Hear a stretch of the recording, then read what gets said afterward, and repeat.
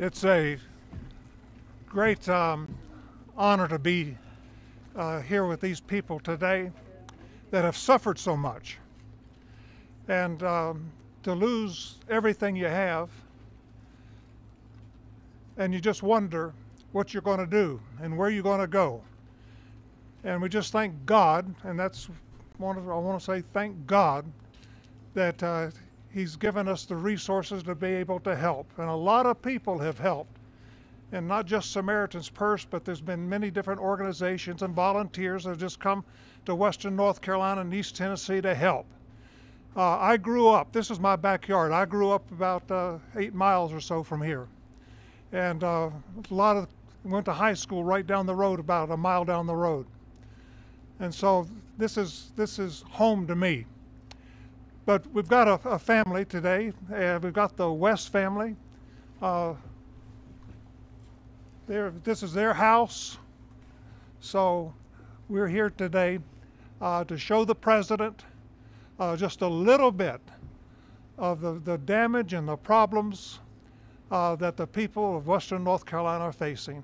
So, Mr. President, thank you for what you have done for Western North Carolina. Thank you for coming again to see. Thank you, your son Don Jr., he came with us twice. And so they've taken a real interest. And this isn't a politician coming down here looking for votes. This is a man who wants to do something, who wants to see some changes, who wants to make life better for you. So thank you, and Melania, thank you so much for coming. It's an honor to have you here with us. So, Mr. President, please. Thank you very much, Franklin. Thank you. All right, good man. He's done a great job, a fantastic job, and we've come to North Carolina with a simple message for all the people of this region who are hit so hard by Hurricane Helene, and that message is very simple. You are not forgotten any longer. You were treated very badly by the previous administration, and I'm here after a few days of the administration. We're going to California, Los Angeles. They got hit hard, as you know. A lot of that could have been prevented, I think, if they had water, which they had plenty of, but they didn't use it. But I'm going there, and it was set up to go there. And I said, well, what about North Carolina? They said, well, what would you? I said, I have to stop there first. I'm stopping in North Carolina. So we made the stop, and I feel very good. You're represented by some great people, great congressmen are with us, and we're going to get involved with them. And Michael Whatley is here, who is the head of the Republican Party. He worked with Laura Trump to take us through to a tremendous victory, one of the, as the media says, one of the most consequential presidential elections ever. They say in 129 years, whatever that may mean.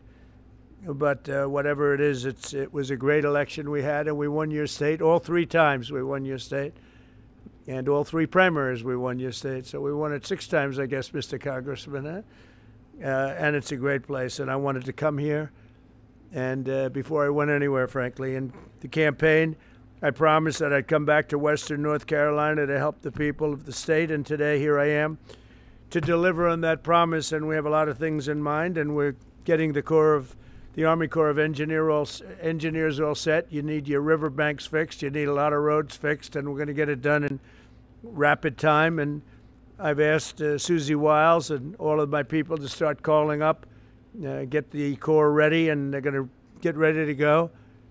I don't know what it is. I don't know what took so long for the other administration. But remember, I wasn't here for the first 4 months or 3 months, whatever it may be. See, we can only start as of essentially 1 or 2 days ago, and we've made a lot of progress over the last couple of days, Michael. I understand we're going to get you the resources you need and the support that you deserve, and we'll be at your side through every step of the rebuilding, and no American is going to be left behind.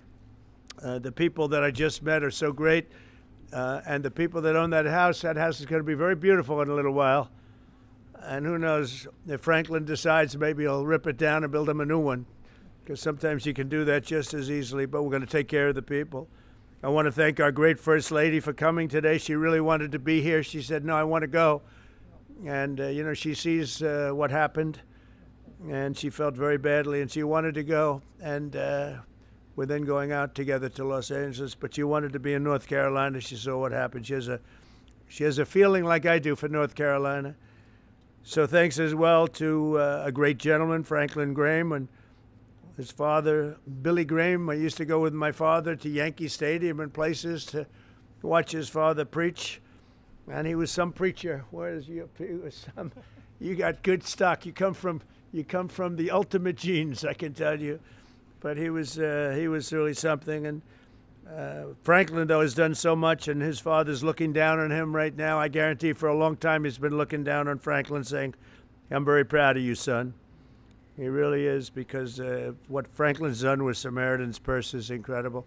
They told me just yesterday that Samaritan's Purse has been great, but the FEMA people sort of left you high and dry, but we're going to change that around. We're not happy with FEMA. As well as all of the representatives. You have great representatives here. Chuck Edwards, who's here someplace. Where's Chuck? Where's Chuck? Chuck. Tim Moore. Tim, thank you, Tim. Great job, too. Both of you guys. Virginia Fox, a power. She's a power, that one. Don't ever have her as your enemy. It's not good. It's not healthy. Pat Harrigan. Good job, Pat. Addison McDowell. These guys were just here, just put in, and they're doing a fantastic job. Addison, thank you very much. Great. Mark Harris. Thank you, Mark. Thank you, Mark. Brad Knott. Thank you, Brad. Greg Murphy. Fantastic guy, my friend for a long time now, right? And the RNC chairman, Michael Watley, who really, as I said, brought us to a great victory with Laura, the chairman of the party, the whole Republican. I took Michael Watley from North Carolina because he did the best job and put him in charge of everything, and the job they did together was incredible. Last September, Hurricane Helene became one of the deadliest natural disasters in modern American history. Rainfall rose to far more than 30 inches, which is lethal, unleashing unprecedented devastation throughout western North Carolina and many other states, as you know, but you got hit the hardest. The highest responsibility and deepest obligation of the American government is to protect its people, and that's never truer than in times of emergency like this. Unfortunately, our government failed you, but it wasn't the Trump government. It was a government run by Biden. What a terrible situation. But our government failed the people of North Carolina in this horrible crisis. For 2 months, Asheville lacked running water, and even today, some North Carolinians can't take a hot water shower. They can't drink water. They don't know where to get it. It's delivered to them by some, or they just go out and somehow find some. It's been 4 months since the storm made landfill, and still 180 roads remain closed and in ruins. Earlier this month, the Biden administration kicked 2,000 displaced North Carolinians out of their temporary housing into freezing 20-degree weather. I don't know how they did that one, because it was cold, even while your government provided shelter and housing for illegal aliens from all over the world. But under the Trump administration, the days of betrayal and neglect are over. They are over. As I said in my inaugural address, we restore the integrity, competency, and loyalty of the American government. And I think I said most of it in the inaugural address. We said a lot of things, but one of the groups of people I was thinking about is you in North Carolina. A lot of that was in reference to you and what you've had to suffer. I'm pleased to announce that under our leadership, the federal government will be surging housing solutions to the state that go beyond mere temporary hotel stays that ended up being very short-term. The government wouldn't do it any longer, which is ridiculous. We'll marshal all available resources to bring back potable water and make your water and infrastructure dramatically more reliable very quickly. Today, I'll also be signing an executive order slashing all red tape and bureaucratic barriers and permits to ensure the rapid reconstruction of the roads here in western North Carolina. We're going to go through a permitting process that's called no permitting, just get it done. That's the way they built them many years ago, I guarantee you that, right? We will get them back very quickly, and we'll begin the work of fundamentally changing, terminating, or overhauling FEMA's been a disaster no matter where they are. We're honored to be joined today very quickly by several families affected by the vicious storm. I'd like to ask each of them to share their story. Chris and Kim West, you could come forward. Ramona Nix, Jackie Mitchell, and Thomas Gary Bright. And finally, the Wright family. And come on up and maybe say a few words. Please, thank you very much. Hello. Hi. Come on in here.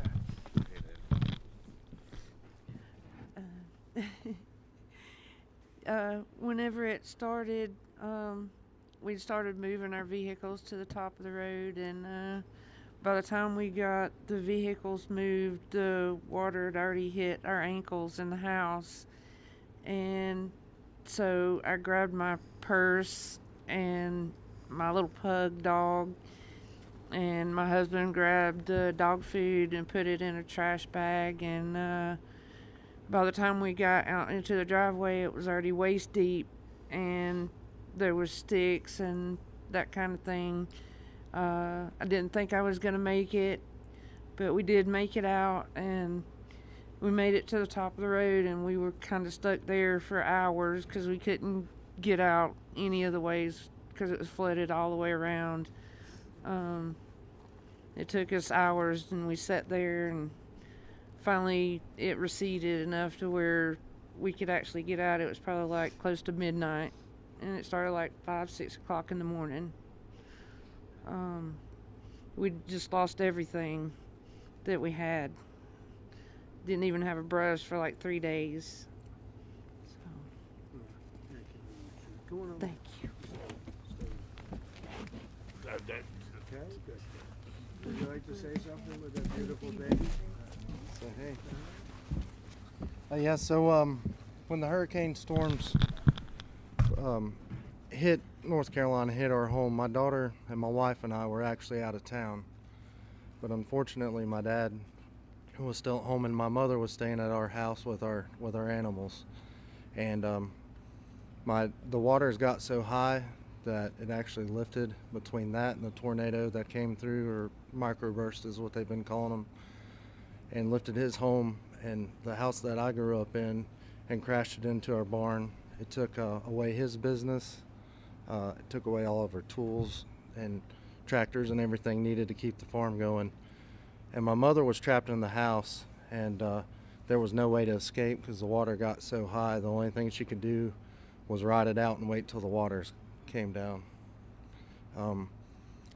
So we've been doing a little bit of battling with our insurance and FEMA. We did have proper insurance with flood insurance and homeowners insurance, but since we had proper insurance, FEMA's not been able to assist us with a whole lot of things.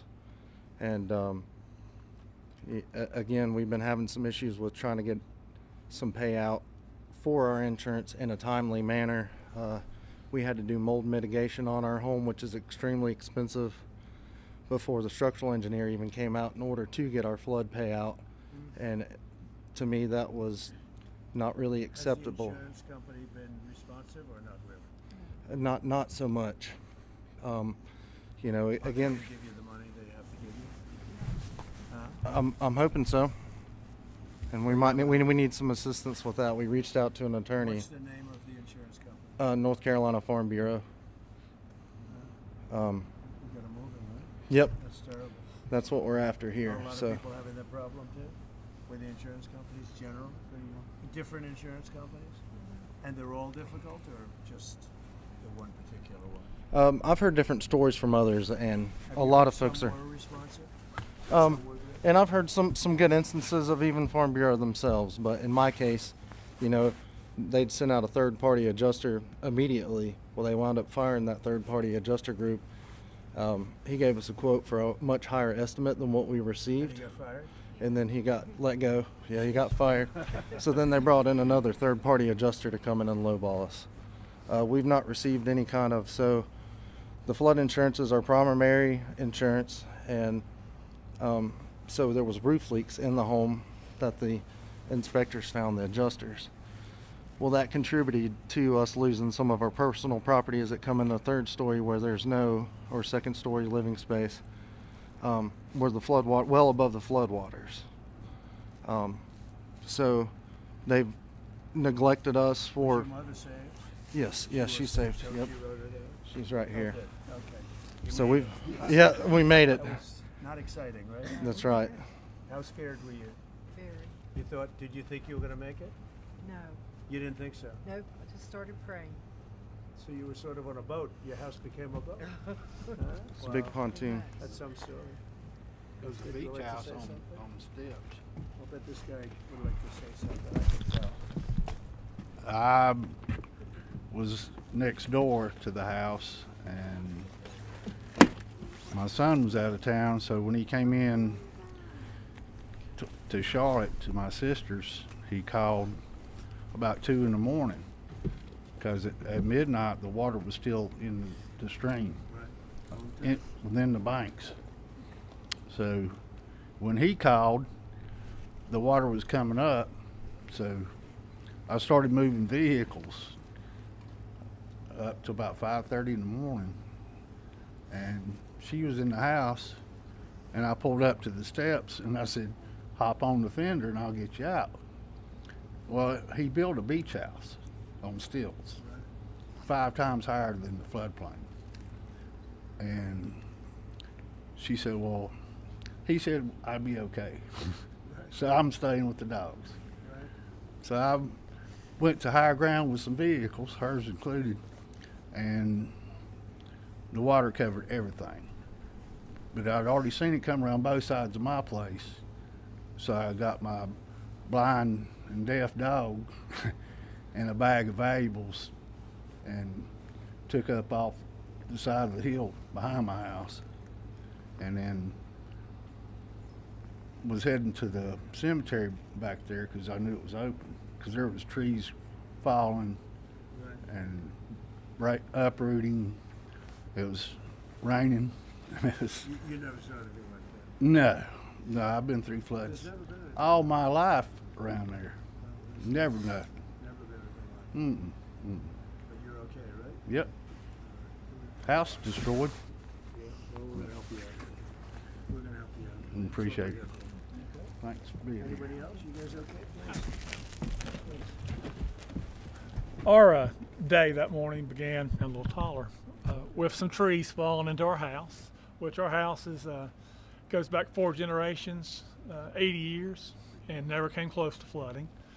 And we woke up with trees about 4:30 or 5 in the morning, and our house sits 3/10 of a mile back off the road, and the water, we've had flooding and such in the lake, but nothing like we saw. And like most everybody else, we moved 5 vehicles this far up, and lawnmowers and everything else, and the water started coming in the house. And when it got up to about ankle high, we have a loft. I got her up in that and tried to gather what you might want, which was totally random. And when it made it to the loft and started getting up to about her hips, I built a little makeshift ladder and we got out on our roof. And we spent 4 hours on the roof. I had a little baggie. I did notes on my cell phone to my 2 kids and my 2 grandkids, and something to identify me in case we were lost in it. Did you think you were gonna make it? No, we're Oh, you didn't? yeah, we didn't think we were going to make it at all. I mean, our house was 25 feet underwater. So you And didn't think you were gonna live? no, we were watching houses, trailers, bodies coming by us. And we live in the Azalea Road area in East Asheville. We watched O our team. garage lift Yeah, up. we watched our garage float by. You just lift up. But we got to a point where it crested about 4 feet up on the roof. We took about 3 or 4 hours for it so we could kind of do everything in reverse, and got out in the mud to higher ground. And I got out higher ground up to a subway and got over to her daughter's house, where when she saw that I didn't have her, she lost it. And I was like, she's okay, she's alive. And we tried to make our way back in there and gather things best we could, but found a body right away. There was about 8 bodies in our area that first 2 weeks located, and we were lucky we weren't one of them, and blessed. But like other people, no insurance on flood insurance, so we had to depend on FEMA. They did what they could do, and of course it's not enough. Yeah, no, I know. Yeah, I know. yeah, yeah. I know these Yes, that's crazy. But yeah, again, we're thankful to be alive, but it's a long haul. What are you doing now? Staying in a camper.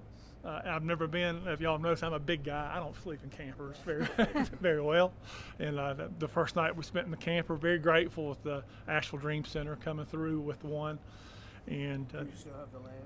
oh yeah, it's family land. Yeah, the land, it looks like a beach now. It's sand, but Can it be built on? yes, Do you intend to do that? yes. You want to build again? Yeah, Samaritan's Purse, we're working with them. We're working with people. It's 80 years, 4 generations. But the house is totally gone? No, the house is there. they It's down got to, it yeah, they into came this in and mudded it. wreckage. But everything in it was completely destroyed. But yeah, it's tough. I think we're at a point in Asheville where people's forgot about Asheville, and it's stagnant. Everything is stopped. You know. Yeah. Thank you, sir. Appreciate that. Thank you, Jack. Thank you. Thank you. Please. I'm Pastor Nix, our church right down the road. We had only purchased in May, and it's a big church. We're a small congregation, and I had people say, "What are you going to do with this big building?" And I said, "Only God knows." And we had our dedication, and the storm came the next week. And the outpouring of people, my son brought the first load of supplies, and from there, I stayed there for about 3 months. I slept on the floor for about 3 weeks because the need was so great. The people were so devastated, and I said, I want to be here for them. And they were coming in just day and night, so there's really no need for me to go home. But we had people from Kentucky, Tennessee, Texas, Indiana, Oklahoma, people from all over. We have not received any help, like from the government or anything. But I said, Lord, if you want us to do that, people So they came from all over the states. But FEMA did nothing. It was No. the FEMA's locals. wasted time and money. The locals and the people that knew us. And before the week was over, our church was so packed with supplies we couldn't even walk. Even in our sanctuary, it was up to the platform of things, and in our halls and in our rooms, and we're just now beginning to get a little straightened out. But somebody said, how long are you going to be here? I said, I'm going to be here through the winter and even on, if possible, because when you meet people that's been through the struggle, I had a little lady come up, and I said, can we do anything special for you? And she said, I don't want to be selfish, but said, could I have a cup of coffee? And I handed her that coffee, and she stood there, and tears just poured. She said, you don't realize how important the little things. It's not the big things in life that we have, but it's the little things, and knowing that God is our source. I don't look to man. I don't have to have a lot of things. I had trees, about 20 trees down in my yard, but that didn't really matter. Doesn't matter, because the needs of the people is what I want to be there for. God is good. He's very good. And my daughter now, her house is really in bad shape, and I'll let her tell you about that. But thank you, President. This is our president. We appreciate you so much. I live out in the Fairview area of North Carolina, and near the Back Cave, Lake Lure area. And our area was hit. It was hit really hard. I was home alone, and my husband had stayed in town because we take care of a little lady that's 98 years old, and she lives out in the woods by herself. And I said, just stay with her and make sure that she's okay. And I got up the next morning, and my first thought was, I want to go see what our road and bridge looks like. So as I was making it down to the road and the bridge, there was no road and bridge. And so, here we are, we're like at a little island, we can't access the main road or anything. And then the fire department came by the next day and said that they were evacuating me and my neighbor because a landslide was going to come. And they told me to get my stuff and get ready. And so while I was getting my stuff and getting ready, there was a knock at the door, so I thought it was the fireman. And I went to the door, and there stood my 21-year-old son his name's Nathan, and he had drove as far as he could to get to me, but he hiked 5 miles, and it took him a really long time. And he got there, and he said, "Mom, grab a bag. We gotta go." And I said, "Son, there's no way I can hike out of here." And he's like, "No." He said, "We gotta go." So we started hiking out, and I seen one of my neighbors who she had no clothes on. Her skin was like chunked up. It was just, she was blue. She had been in the waters, and where she had went or I don't know, but it horrific is just all I can say. But then as me and my son hiked on out, we went through where this place, we call it Craigtown, but there were like a lot of family members there that passed away, like 11 of them, and there were people out everywhere looking for their loved ones, and there were dead bodies. You know, my son's like, "Mom, you're gonna see things you don't want to see," and so anyway, we got through all that. But I stayed at our church in our sound booth. My husband and I, we just slept up in the sound booth for a couple of months because we didn't have power or anything for about 2 months out there. And then we went back. I've been fighting with FEMA since day one. Our community, there's like 32 homes. We don't have a road and a bridge. We're driving through our neighbor's property. You know, I went to EMS and I said, "Look, my concern is if we have a fire or we have an emergency out here, you're not going to get to us. You can't get those big trucks up here." And I've called and called and called FEMA, and you know, I said, this happened on September 27th. That's 4 months ago. Well, for us today is still September 27th. You know, we haven't had help. And so when I talk to FEMA, I'm explaining the road and the bridge, and they send me a letter that tells me to basically fix it and send in my receipts, and they'll refund me some money. I'm looking at a road and bridge that honestly, the bridge itself's probably going to be $300,000, and the road could be close to that also, because the community has to have big boulders brought in. We're not a rich community. We can't fix it ourselves. You know, it's just, and as far as like house repairs, I'm still pending. I can't get money from FEMA until I fix the road and bridge and send in my proof that it's fixed and everything. It's been a nightmare, and I totally feel like that we have been forgotten. If it had not been for our fellow American citizens who stepped up to help us, I don't know what we would have done. I have 5 neighbors around me who completely lost everything. You know, I have damage to my house, and I don't feel entitled. I'm embarrassed to even say I need help, because, you know, and sometimes there's even that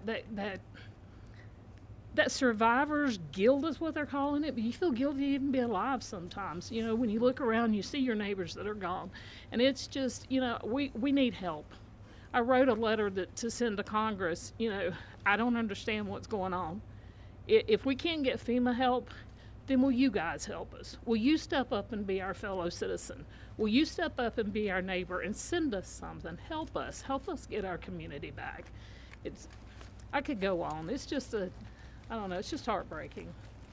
I appreciate you. Good daughter you have, huh? Good daughter. Take care of Mom. And your son must be great. My son is great. No, he sounds like a real leader and smart. He really is. Hike in. How would you have been if he didn't come and get you? I don't know. I'd just would have been there until, because the only thing we could do, there was no way to get out there. The only thing we could do is just hike up to the church, the first church that was up there, about 3 miles, to get, you know, maybe what we needed or something. I don't know. He is. Thank you. Well, again, thank you very much, everybody. So we're going to be here. We're going to be working with our congressmen and women, and they're going to do a job. And Michael Watley is going to be very much in charge, and you'll get it done. And FEMA's ready to rock.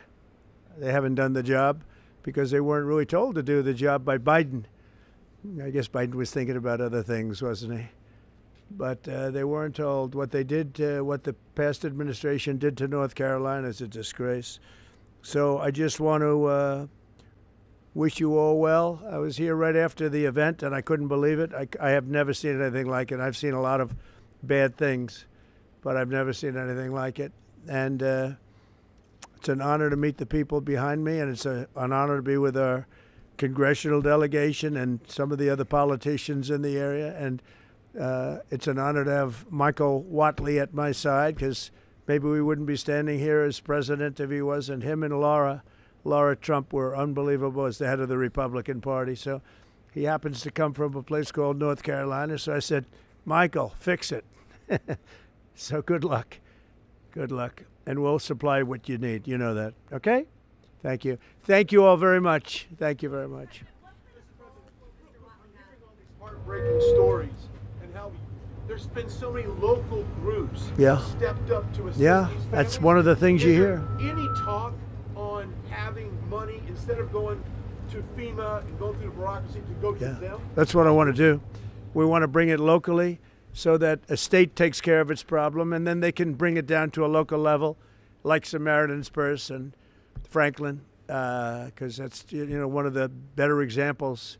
But you had numbers of people that did a great job. You have groups that did a great job and organizations. The one that didn't do a good job was the government.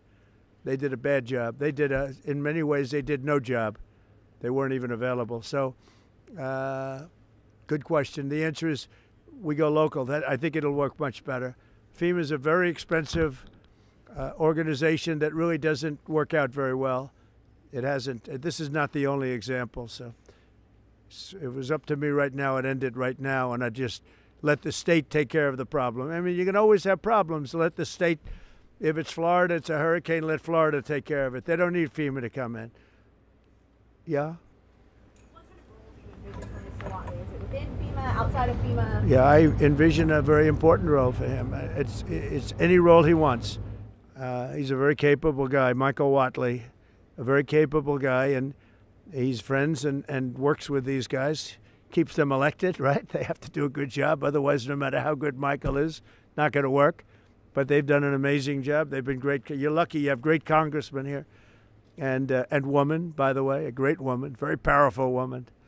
They're going to do a great job. They'll do it together. They'll work together, and we'll supply what they need as they need it. We'll coordinate that, and we will immediately get the Army Corps, Michael, because you need roads built. You know, we're talking about the bridge. We're talking about roads and things. So we got to get them built, all right? Okay? Thank you all very much. Thank you very much. Thank you very much, everybody. We'll get it going for you.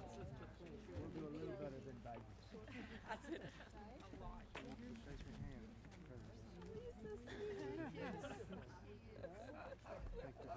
We're so glad you came with him. Of course. My daughter was saying, I want to see a lot of them. Thank you. What was you do? Incredible. So heartbreaking. Thank you. Thank you. Have a good time. Thanks very much. Thank you so much. Thank you.